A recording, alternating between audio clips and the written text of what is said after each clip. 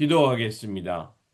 신실하신 하나님 아버지, 말씀이 육신이 되어 우리 가운데 거하게 하시기 위하여 오늘 이 땅에 오신 주님을 기억합니다. 혼란과 두려움이 가득한 세상 속에서도 말씀으로 역사하시고 순종의 사람들을 통해 구원의 길을 열어가시는 주님을 바라봅니다. 오늘 요셉의 믿음과 순종의 이야기를 통해 우리도 하나님의 뜻 앞에 바르게 서게 하여 주시고 이해되지 않아도 말씀을 신뢰하며 임마누엘의 은혜의 삶을 살게 하여 주옵소서. 우리 구주 예수 그리스도의 이름으로 기도드립니다. 아멘.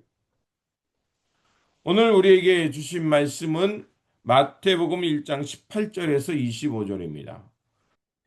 예수 그리스도의 나심은 이러하니라.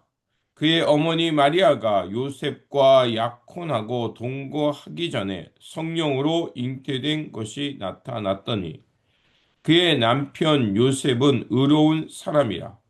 그를 드러내지 아니하고 가만히 끊고자 하여 이 일을 생각할 때 주의 사자가 현몽하여 이르되 다윗의 자손 요셉아 내 아내 마리아 데려오기를 무서워하지 말라. 그에게 잉태된 자는 성령으로 된 것이라.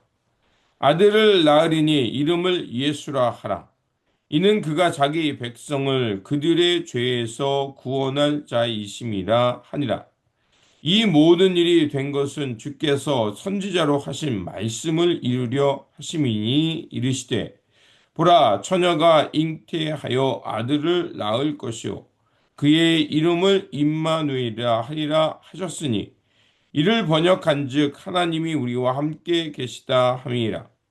요셉이 잠에서 깨어 일어나 주의 사자가 분부대로 행하여 그의 아내를 데려왔으나 아들을 낳기까지 동침하지 아니하더니 나음의 이름을 예수라 하니라.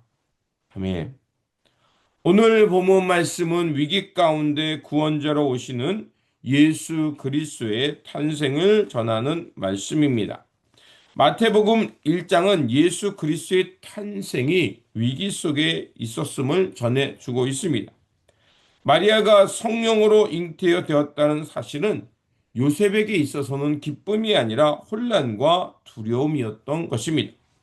법적으로, 사회적으로, 도덕적으로 그의 인생이 무너지는 순간의 상황이었다는 것입니다. 그런데 오늘 19절을 보면 요셉은 의로운 사람이었다라고 말합니다. 그는 그 하나님을 경외하는 사람으로서 또 마리아를 또 생각하는 사람으로서 율법적으로 냉정하게 판단하여 마리아를 응징하는 것이 아니라 그 마리아를 생각하여 드러내지 않고 긍휼의 마음으로 그 청혼의 관계를 깨뜨리려고 합니다.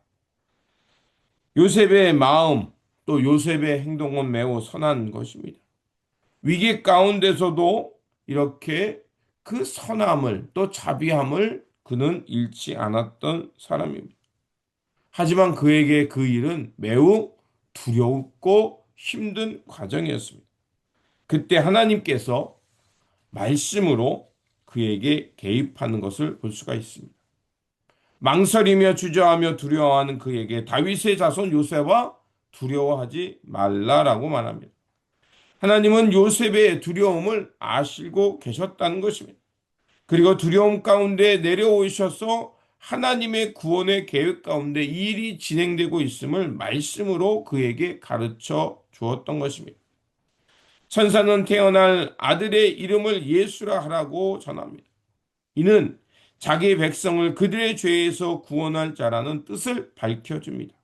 그리고 이 모든 일이 이렇게 된 것은 선지자를 통해 하신 말씀을 성취하기 위해 보라 처녀가 잉태하여 아들을 낳을 것이요 그의 이름을 임마누엘 하라는 이 이사야의 말씀을 성취하기 위함이었음을 말해줍니다.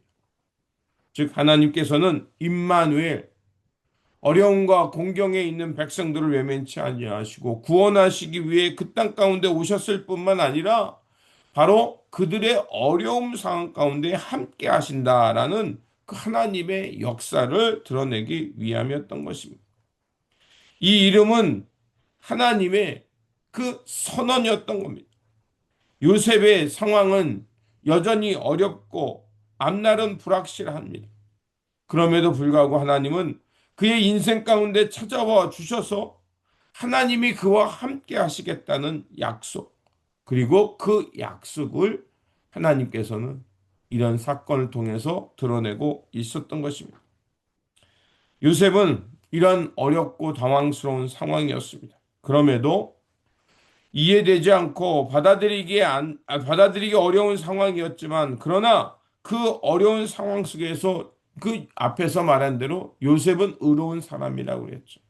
하나님을 생각하고 또 하나님의 뜻을 먼저 생각하기에 그는 믿음으로 순종해 가는 것을 알 수가 있습니다. 그래서 24절에 보면 그가 잠에서 깨어 주의 사자가 분부대로, 그 주의 사자가 그에게 말한 대로, 분부한 대로 행하였더라라고 말합니다. 바로 이것이 요셉의 그 믿음을 보여주는 행동이었습니다. 하나님의 말씀을 받아들이는 태도가 달랐고요. 그리고 그 말씀을 때로는 내가 이해하기 어렵고 또 받아들이기 어려운 상황임에도 불구하고 하나님의 뜻을 생각하며 순종하며 살았던 것을 볼 수가 있었습니다. 요셉의 순종은 말이 아니라 바로 삶으로 증명되는 것이었습니다. 그의 순종을 통해 예수님은 다윗의 계보 안에 그 구원자로 오셨고, 그리고 그 역사를 통해서 인류가 하나님의 구원에 이를 수 있는 그 구원의 문이 열렸던 겁니다. 그렇습니다. 하나님의 이 임마누엘의 복은 이렇게 믿음과 말씀으로 순종하며 살아가는 사람들을 통해 우리 가운데 임하고 있는 것입니다. 이러한 역사는 오늘 우리에게도 동일하게 임하고 있습니다. 우리는 위기 속에 무엇을 붙드느냐? 우리는 지금 어느 것을 의지하며 살아가고 있는가 돌아보게 하고 있습니다. 요셉의 믿음처럼, 또 요셉의 삶처럼 위기 속에 먼저 하나님을 생각하고 하나님의 말씀을 붙드는 삶이 되시길 주님의 이름으로 부탁드립니다. 그래서 때로는 우리가 이해하기 어렵고 또 우리를 혼란스럽게 하는 세상이지만, 그런 상황 속에서 우리와 함께 하시는 그 임마누엘의 은혜, 이것을 말씀과 순종을 통해 경험되는 그 삶이 되시기를 바랍니다. 그러므로 요셉처럼 결과를 다 알지 못한다 해도 말씀 앞에 예라고 순종하는 삶이 되게 하소서. 임마누엘, 하나님이 우리와 함께 하시며 또 하나님께서 우리 삶 가운데 찾아오시는 이 은혜를 경험하는 이 성탄절이 되시기를 주님의 이름으로 축원드립니다. 기도하겠습니다.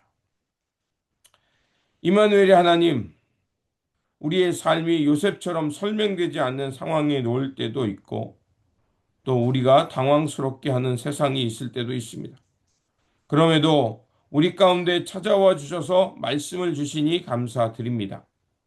이해되지 않는 상황이 있다 할지라도 말씀으로 하나님의 뜻을 분명히 알게 하여 주시고, 또 어렵고 힘든 과정 속에서도 그 말씀을 순종할 수 있는 믿음을 선택하게 하여 주옵소서. 비록 문제가 사라지지 않는다 해도 하나님이 함께 하시는 그 임마누엘의 약속이 있음을 믿고 담대하게 주님의 역사를 향해 살아가게 하여 주옵소서. 그래서 우리의 일상 속의 모든 자리가 임마누엘의 은혜가 드러나게 하여 주시고, 요셉과 같이 묵묵히 믿음의 길을 걸어가는 하나님의 사람들, 주님의 뜻을 향해 묵묵히 걸어가는 사람들 되게 하여 주옵소서. 우리 구주 예수 그리스도 이름으로 기도드립니다. 아멘.